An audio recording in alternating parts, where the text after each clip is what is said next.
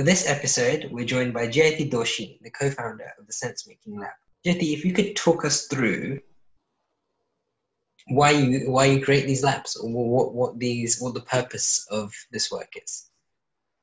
The shorter story for that is, I think when I was growing up in school, there was like a lot of being told, here's how the world works, and now uh, sort of figure out where you fall in this. And when I finished college, there was a sense of like, what is this real world that everyone's speaking about? Because I was constantly told that a lot of my ideas or thoughts were not applicable to the real world without ever being told what that is. And I think I took some time while I was figuring out sort of what I wanted to do with everything that I'd learned in college. Um, I spent some time just visiting organizations or people who I thought did interesting work and sort of shadow them for a while or work with them for like a couple of days sort of thing. And I think for me, what that really taught me was a lot of things, but one of the main things was just the things that I was taught success weren't universal definitions.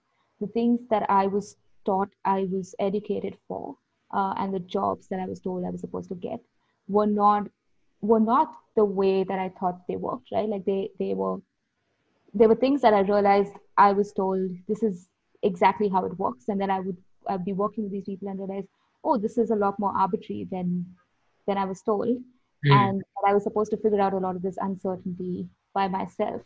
So for me, that was something that was like a huge part of what went into this, and I think another sort of element to this was a few years ago with sort of you go through a quarter life crisis and like a lot of things are falling apart and you just like clearly everyone else knows what I have slept through and I've missed that memo.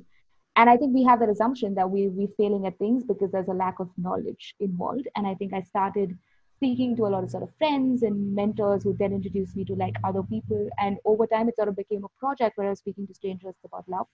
And again, learned a lot of things, but the biggest sort of takeaway for me was that it wasn't a knowledge problem. It was There was a lot more to that, right?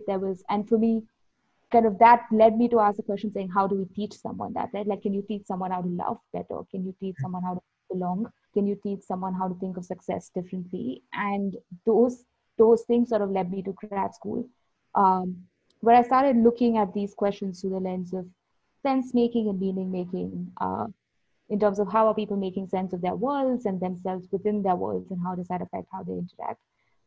Narrative theory and what are the stories people make about the world and tell about the world and themselves, learning theory and sort of research. And those sort of came together into different ways of sort of making sense of things together as a way to navigate the world, which then became Sense Making Lab. So Sense Making Lab itself, when it comes to getting people to think about these emotions and feelings and thoughts that you've talked us through, how does it go about doing that? What kind of environment is it creating? I think sort of that there are like a few elements which come together. I think one is when I'm talking about sense making, what I mean is stuff happens to you. You have limited data about what happens to you and around you, and you take some of those data, and there's gaps between that because it's always incomplete data, and you fill that based on what you already know, right? And that process of sense making is imperfect, right? Like no matter how much you map, how much you understand, interpret, it's an imperfect process because A, you can never know everything, and B, no matter what you do, it's always incomplete. So for me, sort of collective sense making or the sense making work that I do in different contexts comes from that place of like, how do we make that process of making sense of things better to lead people towards different possibilities? So we use that in different contexts in different ways. So like a lot of this work is with organizations to solve certain problems or to create capacity for them to do that. So this work is with schools and colleges. And those are really interesting because we have sort of schools and colleges come up and say, hey, this is something the students are sitting on thinking about. Can we help them make sense of this together? And then some of this is very sort of context specific. Like recently we hosted a love hackathon to talk about how people think of love in our lives and how can we redesign that, but sort of brought in metaphors and mapping and things like that. So it's really playing with this idea of how do you teach someone to make sense better. Mhm. And some of the sort of elements that go into it is, one is definitely what are the stories that you're telling, but also creating a little bit of like a meta lens towards the stories you're telling, and using exercises or elements to sort of break them down, using play-based approaches to ask you questions that you're uncomfortable asking. We often land up telling the stories we think people want to hear, or there's a culture of, especially in a post Brené Brown world, there's this culture of, oh, I want to be vulnerable because that is glorified, and we assume that vulnerability is your big, deep, dark story, which it could be, but very often in these spaces specifically, we define vulnerability as making sense visibly and sort of processing things visibly when you haven't already figured it out. And I think that is like a huge element of what we do is people get comfortable saying, oh, I'm actually not sure where I stand on that. And we force them using play-based methods to hold different realities together and say, oh, now that all of this is together, what does that mean? And that sort of comes from an adult development perspective, uh, which looks at your ability to deal with complexity, right? And a lot of these sense making spaces, especially when we do this with students, sort of comes from like, can we begin to, and of course we can't finish doing that in short spaces, but can we begin to to sort of put you in the practice of holding multiple realities together and processing that complexity without getting overwhelmed with it or feeling like you have to arrive at one answer, right? Like what happens when you keep arriving at different answers? Mhm. So that's sort of what this space looks like when we host it in different spaces. Mhm. So, when you're asking people to engage with complexity, uncertainty, otherness, Mhm. differences, um, you're producing an environment they are where they feel that they can explore those things and engage with them in a safe and peaceful way. Um, do you feel in many ways you are addressing and challenging um, a stigma or taboo around what it means to be vulnerable? They can sometimes be what a friend of mine calls trauma bonding, right? Like you share your deep dark story, I share my deep dark story, and it's like, ooh, look at all this pain that we've gone through. Now that bonds us. But that is not always a generative sort of vulnerability. So for me, it was like, what does that look like? So when I created these spaces, it just started with like a bunch of interesting people that I had been having incomplete conversations with. I invited them in my house and said, hey, here's like a question that really doesn't have answers. Let's talk about it. Right. So I think the first question that we took was something like, oh, like we get you have to sit with the questions in life, but what does it mean to really live your questions or sit with them? Or like 1 week we were like, but like, how does language work when you and I don't, the word doesn't mean the same thing to both of us, right? So these are questions that don't have answers, but there's a lot that comes up, and we start that with like talking about a story, which which sort of forces you to say, oh, here's something about it that I haven't figured out. So that sort of creates that equal vulnerability where everyone's just told you they struggle with this. They've told you the ways that they struggle with it and how they sort of position themselves in the context of this question, and then you're all beginning to unpack that together. uh, was actually how this space began and then sort of became more formal spaces. But yeah, it was that. And uh, I found that for me to do that in more flash ways when I do it with organizations or with students where there are some stakes to those spaces, um, play is a great word to make that happen, to sort of suspend that sense of reality for a little bit, to be able to say, oh, the stakes are lowered, the pressure is less. Now I feel safe to not know. Um, and I think for me that's sort of another element of that, to lower the stakes and not feel like my opinion was so important to who, not just who I was perceived to be, but also what I felt like I was expected to say in those spaces. Whether it be you sharing or whether you understanding in a more complete way, um, what might you be reforming? What things might you be changing in your society as a consequence of engaging in something like this? What differences might we see? What positive outcomes might we see? For me, I think a lot of that comes from, I think it's Paulo Freire's sort of understanding of education, right? Like of creating the awareness to enable people to become subjects. And I think a lot of this comes from there, like a lot, especially with organizations, for example, or with students. Um, it's the whole idea of like, how do you exercise intentional agency, right? And what does it mean in the context of accountability, taking responsibility for your actions, along with the awareness that you don't know everything, right? Because sometimes, like, either my agency sometimes means that, oh, I figured this out and I do it, and you might make mistakes because there's stuff that's changing. And for me, how do you continue exercising agency and take responsibility, because you are now being more intentional about how you come into it because of the way that these spaces are designed.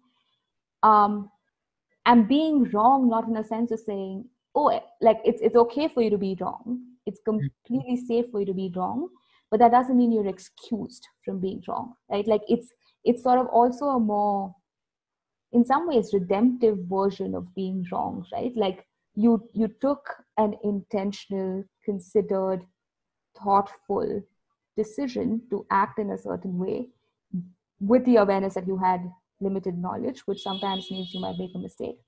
And you have a chance to own your impact along with your intentions, and then continue to learn and grow without either pretending like that mistake was okay because you didn't know. I mean, it is true that you didn't fully know when you made that decision, but like, what does it mean to keep growing in that redemptive way is another sort of element that I feel is really important to this approach, which sometimes I felt like the spaces that I interacted with missed, right? Like I'm pretty sure there are other spaces that do this, but like for me, that was definitely a need that I needed.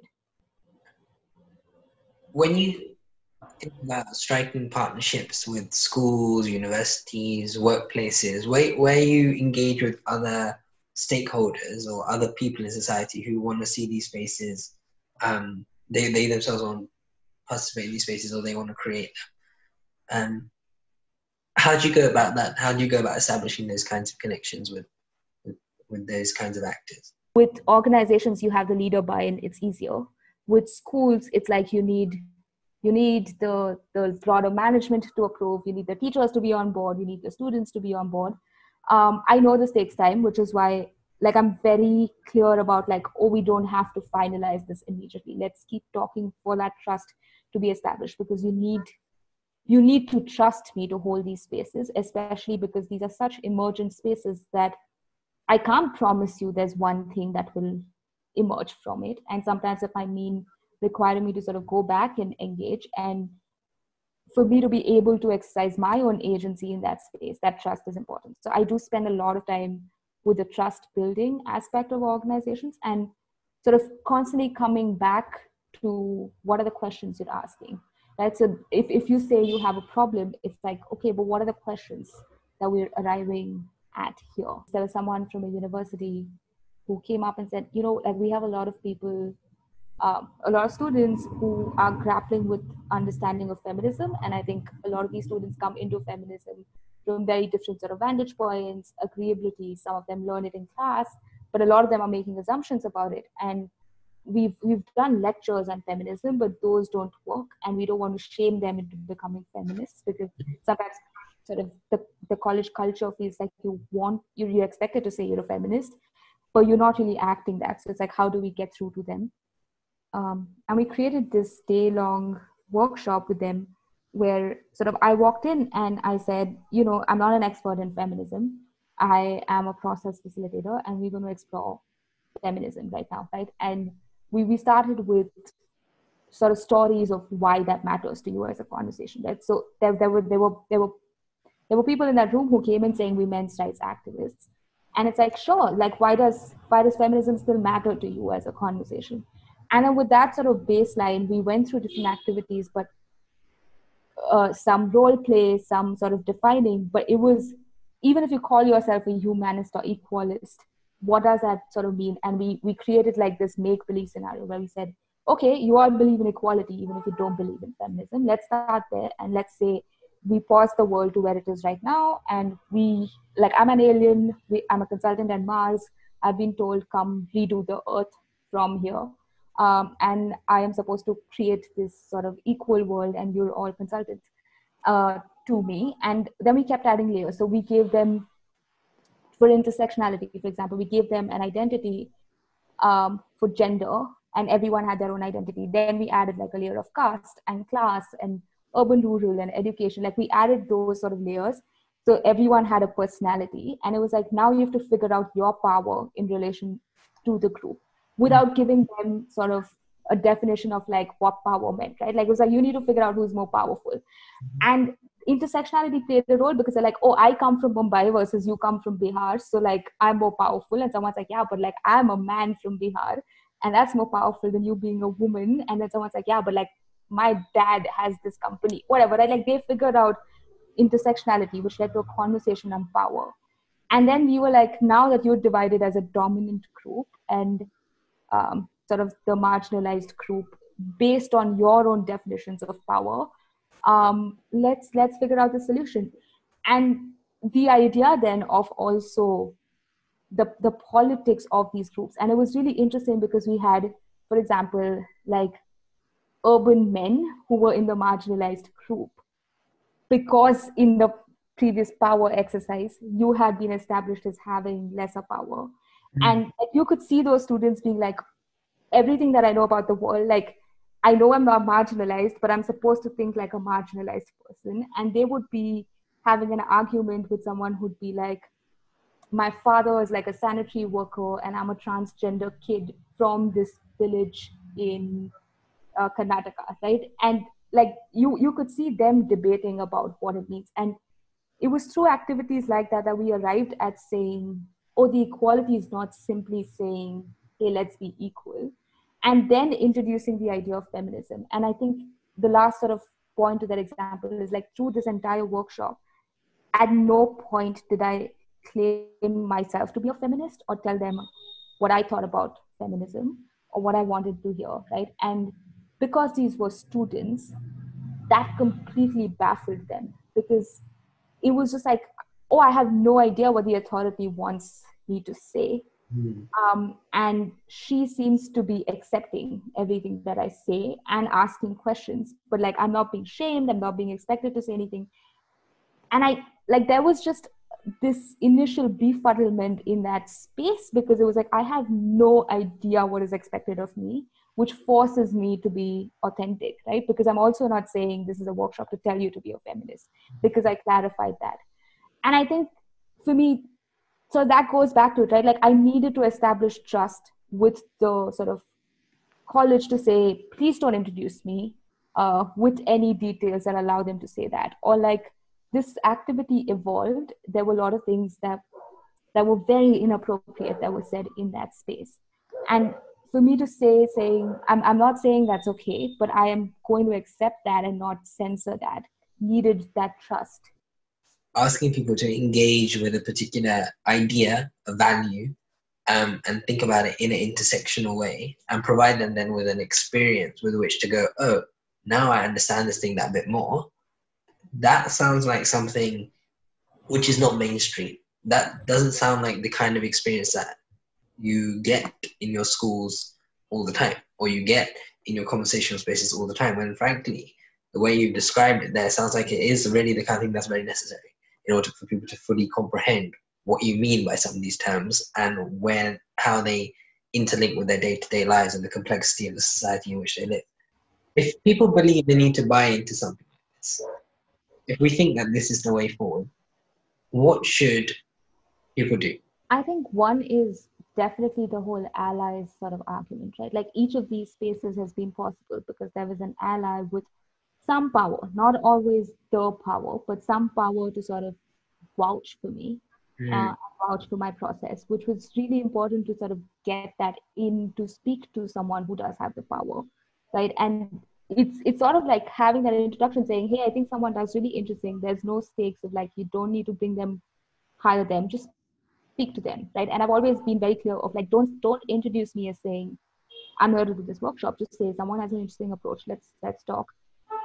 And what that allows is it allows the other person to talk about where they are at in terms of the question.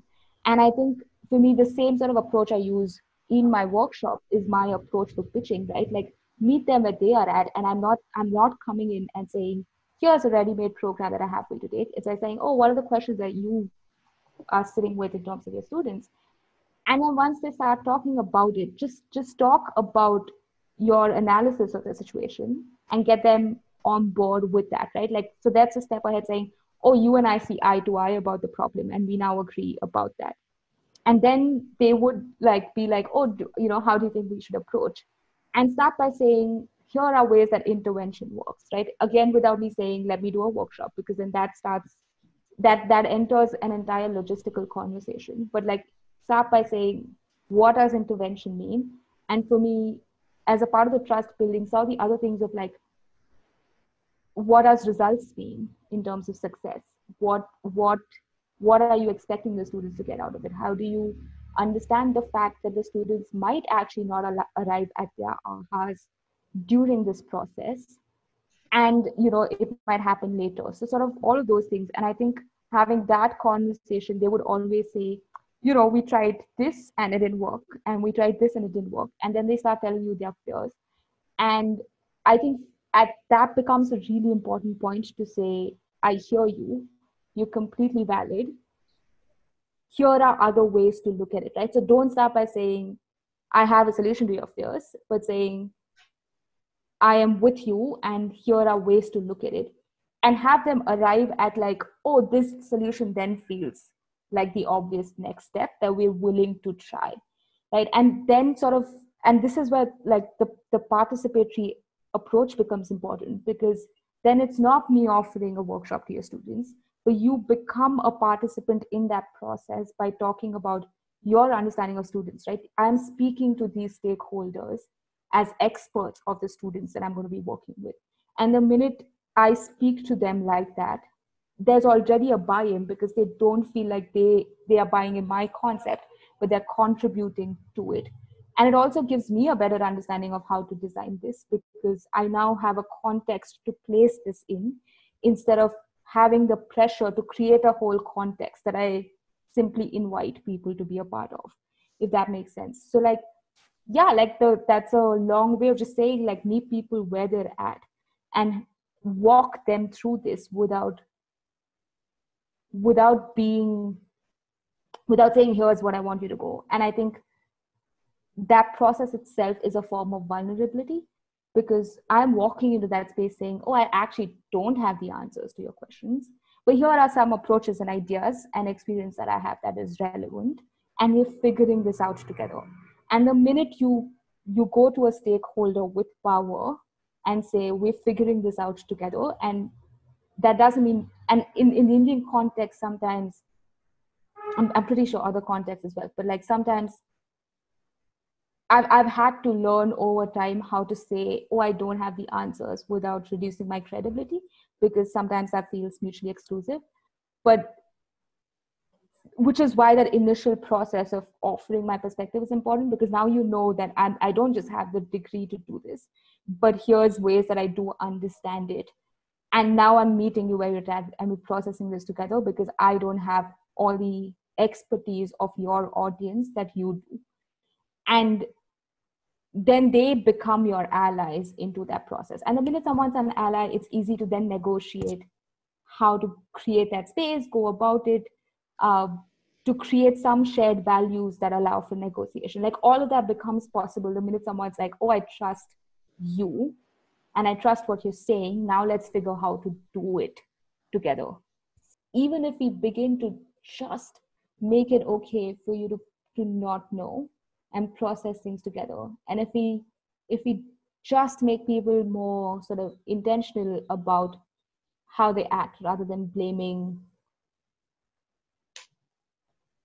uh, blaming the world for what it is. And I say that with a caveat, right? Like I think there's definitely a very real ways that systems and culture influences you that sometimes takes away agency, right? Like I'm not pretending like the agency is equal for everyone, but like for me, the dream is what would it mean to enable agency to not take those systems for granted as a given and to sort of say we're active participants in the ways that systems work and in the ways that countries work, and we have certain agency within that that needs to be exercised regardless of where we are in power. But if we have a certain power, a position of power within that system, to sort of take take responsibility for it. We're assuming best intentions, not as an excuse, but saying, let's not talk about intentions alone. Let's talk about impact. And sometimes your best intention has that impact. And when you're claiming agency for the impact that you have, as well as your intentions, right? And that allows people to feel validated in saying, you're not putting me on this like arbitrary expectation of political correctness or wokeness or whatever, but it's like it makes it very real. And for me, ideally it's that, right? Like what would it mean to have young people especially sort of claim that agency without giving in to the world is supposed to just be the way it is because it's been like that historically, is sort of what ideally this would create.